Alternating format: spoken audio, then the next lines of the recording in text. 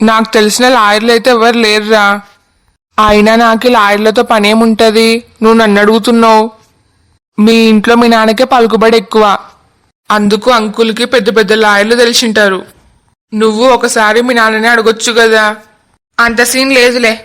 నేను లాయర్ని మా ఇంట్లో వాళ్ళకి ఎవరికి తెలియకుండా సీక్రెట్గా మీట్ అవ్వాలి. మరీ అంత సీక్రెట్గా ఎందుకు? అదంతా నీకు తర్వాత చెప్తలే. నీకు బాగా తెలిసిన వాళ్ళకి ఎవరైనా మంచి లాయర్ తెలిసేమో అడుగు. సరే అడుగుతలే. నేను కనుక్కొని నీకు మళ్ళీ ఫోన్ చేసి చెప్తా. రేయ్ రాకేష్, మళ్ళీ మర్చిపోవద్దు, నాకు చాలా అర్జెంటు. సరేరా మామా. అవని, నువ్వెప్పుడొచ్చినావు? మీరు రాకేష్ అన్నతో ఫోన్ మాట్లాడుతున్నప్పుడే వచ్చిన. మరి రాకేష్ అన్న ఏమన్నాడు? ఎవరైనా తెలిసిన లాయర్లు ఉన్నారా? వాడు కనుక్కొని నాకు మళ్ళీ ఫోన్ చేసి చెప్తా అన్నాడు. ఒకవేళ మీకు ఏ లాయర్ అందుబాటులో లేకపోతే నాకు చెప్పండి. నా క్లోజ్ ఫ్రెండ్ ఒక అమ్మాయి లా చదివింది. తను మనకి ఖచ్చితంగా హెల్ప్ చేస్తుంది. సరే అవని, ఇంతకి నీకేమైంది? బాగా డల్లు కనబడుతున్నావు. కొంచెం తలనొప్పి. అత్తయ్య కొద్దిసేపు రెస్ట్ తీసుకోమని పంపించింది. నీ కళ్ళు కూడా బాగా ఎర్రబడినాయి. కొంపదీసి రాత్రి మొత్తం ఏడ్చుకుంటూ కూర్చున్నావా ఏంది? ఏడ్చుకుంటూ కూర్చోవలసిన కర్మ నాకేం లేదు. ఆయన నేనెందుకు ఏడుస్తా? మరి నీ కళ్ళెందుకు అంత ఎర్రగున్నాయి? నిన్న రాత్రి నాకే సరిగ్గా నిద్రొచ్చలేదు, అందుకే నా కళ్ళు ఎర్రగైనాయేమో. ఇంకా రాత్రి మొత్తం సరిగ్గా నిద్రపోకుంటే కళ్ళు ఎర్ర కావడంతో పాటు తలనొప్పి కూడా వస్తుంది. అయినా రోజు బాగానే నిద్రపోయేదానివి కదా, నిన్ననే ఎందుకు నిద్రొచ్చలేదు? అంటే ఏంది మీ ఉద్దేశం? మనిద్దరం విడాకులు తీసుకోబోతున్నామని బాధతో నేను రాత్రి మొత్తం నిద్రపోయలేను అంటారా? మరి కాదా? అస్సలు కాదు. నిన్న కొంచెం దోమలు ఎక్కువ ఉన్నాయి, అందుకే నిద్రొచ్చలేదు. నువ్వు అబద్ధం చెప్తున్నా, నీ కళ్ళు మాత్రం నిజం చెప్తున్నాయి. నువ్వు రాత్రి మొత్తం నిద్రపోకుండా ఒంటరిగా కూర్చొని బాధపడేది నేను గమనించలేను అనుకున్నావా? ఎందుకవని నా దగ్గర కూడా నిజం దాస్తున్నావు? మరీ తలనొప్పి ఎక్కుంటే చెప్పావని ఒకసారి డాక్టర్ దగ్గరికి పోయొద్దాం. ఏం అవసరం లేదు, కొంచెం ఉంటే అది తగ్గిపోతుంది. సరే అయితే టాబ్లెట్ వేసుకొని రెస్ట్ తీసుకో. సరే. నిన్ననే కదా నాకు విడాకుల గురించి చెప్పింది. అసలు కొంచెం కూడా గ్యాప్ లేకుండా అప్పుడే లాయర్తో మాట్లాడాలి అంటున్నాడు. దీన్ని బట్టి చూస్తే పల్లవి బాగా ప్రెషర్ పెట్టింది అనిపిస్తుంది. ఈయన నాకి ఏడ దగ్గరే పోతాడో అని భయపడుతున్నట్టుంది. కానీ నేను ఒక ప్రేమ జంటని విడదీసేంత సాడిస్టుని కాదని పల్లవికి తెలదు పాపం. స్వప్న. అమ్మా. ఏందో చెప్పు. కిచెన్లోకి రా, నీతో కొంచెం పనుంది. వస్తున్నా, ఆగు. ఇప్పుడు చెప్పు, నాతో ఏం పని? ఆ సింకులో కొంచెం అంట్లున్నాయి, అవి తోమే. ఏంది? నేను అంట్లు తోమాలా? ఏ అంత షాక్ అవడం ఎందుకు? నేను తోమని చెప్పింది అంట్లని మాత్రమే. నువ్వు నాతోనే అంట్లను తోమిస్తావా? తోమితే తప్పేముంది? నువ్వేమన్నా పైనుంచి దిగొచ్చినావా? కడుపుతో ఉన్నవాళ్ళు అప్పుడప్పుడు పని చేస్తే ఆరోగ్యానికి మంచిది. నా ఆరోగ్యం గురించి నువ్వేం ఆలోచించాల్సిన అవసరం లేదు గాని, ఇంతకీ నీ ముద్దుల కోడలు అవని ఏడుంది? రోజు ఈ పనులన్నీ అవనేగా చేసేది. ఈ రోజేంది కొత్తగా నాకు చెప్తున్నావు? అవనీకి పాపం పొద్దునుంచి తలనొప్పి అంట, అందుకే రెస్ట్ తీసుకోపోని నేనే పంపించిన. ఇది మరీ బాగుంది. ఆఫ్టర్ ఆల్ ఒక చిన్న తలనొప్పి వస్తే ఆమె గాని రెస్ట్ తీసుకోమని పంపించినావా? మరీ ఇది టూ మచ్ అనిపిస్తలేదా? నీకు మరీ అంత ఆశగుందే అవనీని పంపించి ఇంటి పనులు మొత్తం నువ్వే చేయాలి అని? అంటే నువ్వు మాట్లాడేదేంది? అవనీకి ఆరోగ్యం బాగాలేకపోయినా ఇంటి పనులు వంట పనులు మొత్తం చేయాలా? చేస్తే తప్పేముంది? ఇంటి కోడలని బాగా నెత్తికెక్కించుకున్నారు కదా. ఆమె గారి పుట్టినరోజు కోసం 2 లక్షలు ఖర్చు పెట్టినారు కదా. మరి మీరు అంత చేసినప్పుడు కనీసం అవని ఇంటి పనులు కూడా చేయలేదా? చిన్న తలనొప్పి వచ్చిందని రూమ్ లో పోయి రెస్ట్ తీసుకుంటుంది సిగ్గు లేకుండా. నాకు తెలిసి అవని పొద్దున్నే డ్రామాలు ఆడుతుంటది, ఇంట్లో ఏ పనులు చేయకుండా తప్పించుకోవడానికి. ఆమె గారికి తలనొప్పి లేదేం లేదు. నువ్వు అవని గురించి ఏం మాట్లాడుతున్నావు? మరి అన్నయ్య ఏమైందంటే ఆవని తలనొప్పని. నువ్వు మాట్లాడింది మొత్తం విన్నాలే. అవని గురించి నోటుకొచ్చినట్టు కూస్తున్నావు. అవని తలనొప్పని అబద్ధం చెప్పి ఇంటి పనులు వంట పనులు తప్పించుకునే దానిలా కనబడుతుందే నీకి? కొంచెమన్నా మాతుండే మాట్లాడుతున్నావా? అదే కదా అవని రోజు డ్రామాలు ఆడుతున్నందుకే మరి ఈ స్వప్ననే ఇంట్లో ఉన్న పనులన్నీ చేస్తుంది రోజు.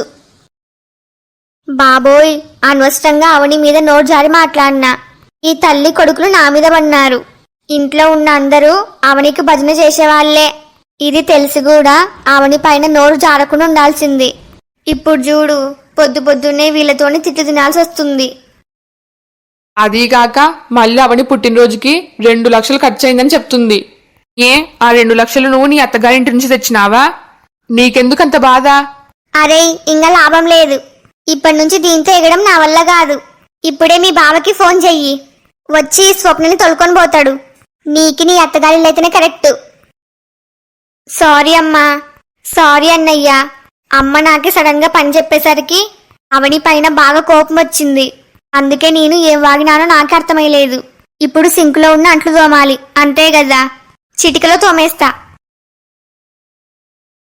చూసినావా ఈ స్వప్న వేషాలు? అత్తగారింటికి పంపించేస్తా అని చెప్పగానే నోరు మూసుకొని చెప్పిన పని చేస్తుంది. అదే కదా, ఇంట్లో చీటికి మాటికి డ్రామాలు ఆడేది ఇది. మళ్ళీ సిగ్గు లేకుండా అవని అంటుంది. అవును, నువ్వెడికోతున్నావు? ఇంత పొద్దు పొద్దున్నే రెడీ అయినావు? రాకేష్తో ఒక చిన్న పనుందమ్మా, వాణ్ణి కలవడానికే పోతున్నా. నాకి తొందరగా టిఫిన్ పెట్టు. సరే పద, వడ్డిస్తా.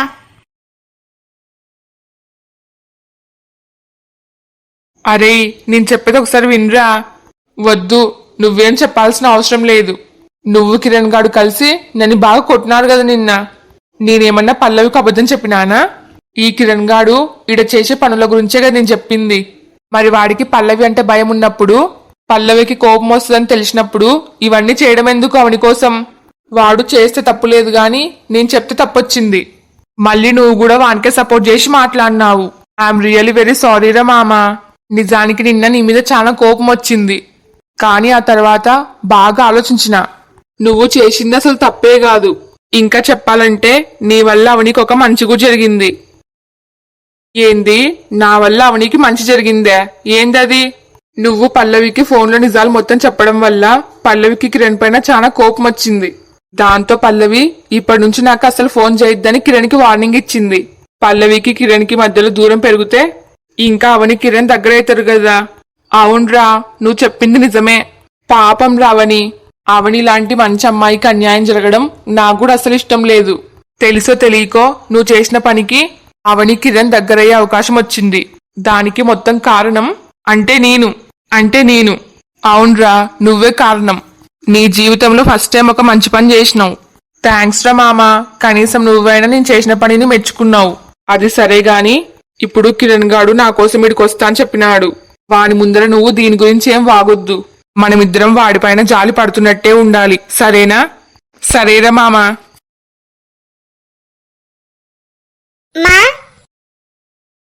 ఏంది? ఏమైంది మా?